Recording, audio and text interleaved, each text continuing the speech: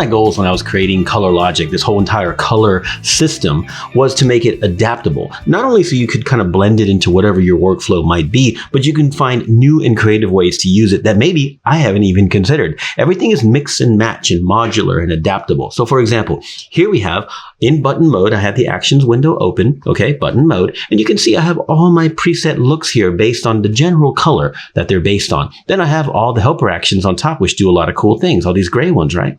Now, all that's available to you. However, because the set also comes with RGB curves presets, all of the ones that I made for ColorLogic, which I took the time to make them in cool sort of harmonizing ways, are available to you as a curves preset by itself. So you can use it on your own. And the gradient maps that are used in many of the looks are also included in ColorLogic. And of course, you can invent any others that you want. So here we are. We're not even using the presets. We're not using the actions here. We can add a curves adjustment layer when it comes time to color grade. And if you've installed all your presets, which there's a video to show you how, you can just start picking them. How about detune? Okay, very, very subtle on that one. How about drift?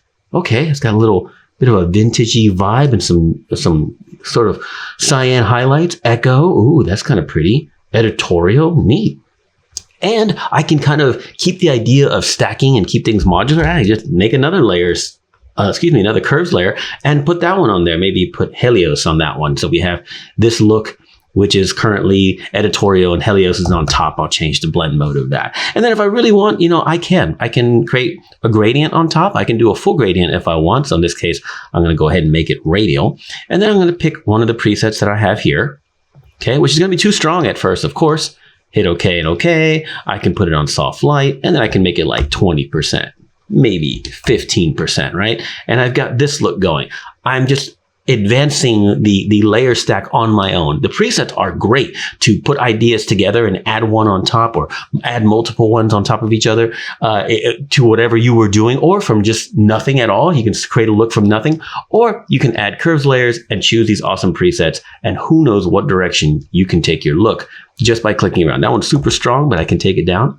You know what? I can also, let's say I keep it nice and strong like that. My helper actions exist to change the blend if, right? So I can come here and say, how about blend if just shadows? I want this to mostly focus on the shadows, and I want it to really just focus on shadows. So I'm going to take that entire look, put it mostly on the shadows with a quick button.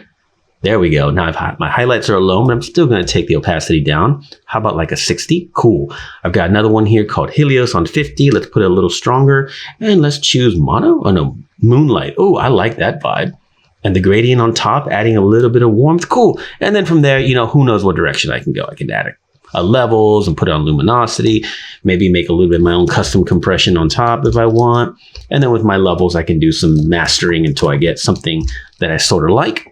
And then maybe go back to my helper actions if I really want to, and add a highlight glow. Why not? Let's see what happens there. Let that process real quick. And we're going to choose a color, probably, the cooling filter is fine, but I'm going to choose the warming one for this one. Hit OK. Okay, there we go. And now I've got a little highlight vibe there, which I can adjust, So I can change the photo filter again if I want to change that color, right? But I can also change the Gaussian if I want it stronger or less. I'm actually going to make it stronger. 555, why not? Let that process. And then with threshold, I can double click and I can use the threshold to decide where the highlight is going to glow from. Maybe quite a bit, something like that. Hit OK.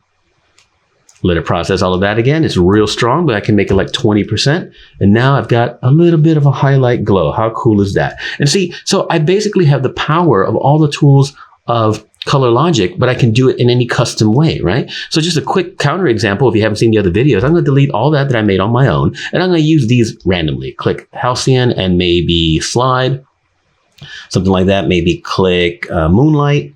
Put that on there as well. And then maybe I'll do a compression soft, and I'll do my highlight glow. Let that process again, because that's got to actually run a filter. Give that one quick second. Hit OK.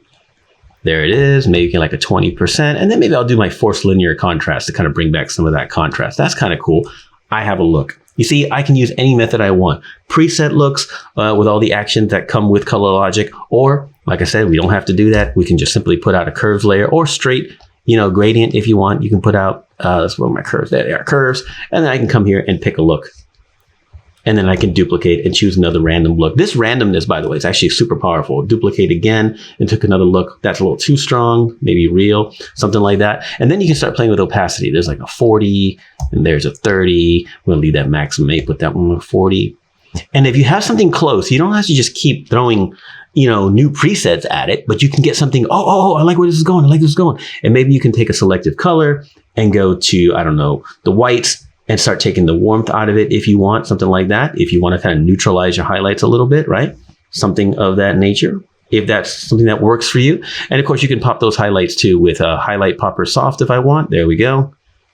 And I can pop those highlights a little bit, put it below the selective color, something like that. And I've created a look in seconds just by using curves and curves presets. And that's the idea of ColorLogic, to give you a big pile of different toys to play with and layer and stack and modify. And who knows? It's literally infinite. Obviously, you have endless looks that you can keep stacking without necessarily dialing everything in manually. And that's the whole idea. I'm not telling you, hey, install the ColorLogic tools and use nothing but this to color grade. No. It's tools available to you in case you go, you know what, not totally sure of my color. I want to explore. So I'm going to start pushing some buttons here and see what I come up with. And now you have something like this, and maybe you scale back feedback, and you're already heading in a direction of a look, and you're thinking, you know what, this might work, right? You never know what you can do. I don't want to tell you this is how you should color grade from now on, but all these presets are not random. They are based on things that I like, ways that I've edited, and of course, ways that I've tested these on countless images. But the exciting part is that I can't possibly do all the combinations of every single tool or every single preset available to see what they look like. It is literally endless. It might as well be, because it's in the billions. And who knows what you can come up with and how it would look on your work.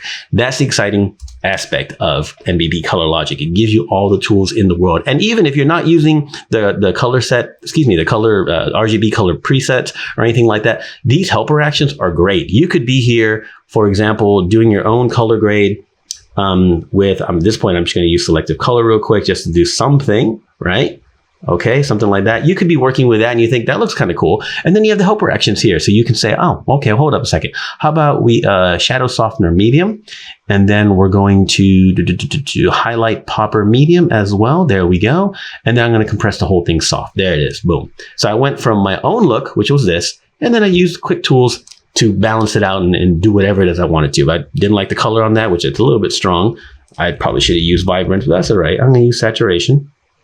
Tone it down just a little bit, and I went from a simple look and then using the tools that are available with ColorLogic. It's about making things fast and inspiring. Okay, that's the whole entire point. You can be as detailed as you want with the existing tools in Photoshop, or you can use all these presets that I come up with here, all these actions and helper actions to create looks quickly and get inspired and excited.